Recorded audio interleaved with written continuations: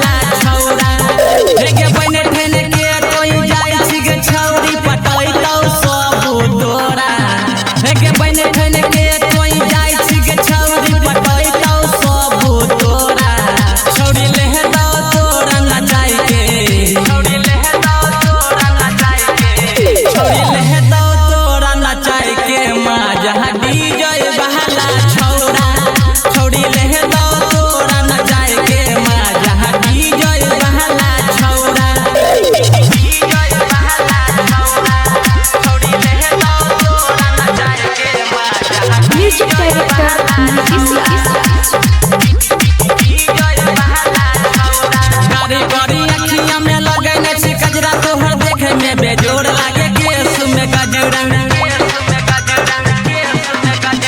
कारी कारी अखियां में लगन छी कजरा तोहर देखे में बेजोड़ लागे केस में गजरा कमर के कोई दे तो चाव लागे छौरी मार के हाथौरा के कमर के कोई दे तो चाव लागे छौरी मार के हाथौरा छौरी ले दो तोरा ना जाई के छौरी ले दो तोरा ना जाई के छौरी ले दो तोरा ना जाई के मां जहां डीजे बहला छौरा छौरी ले दो तोरा ना जाई के मां जहां डीजे बहला छौरा डीजे बहला छौरा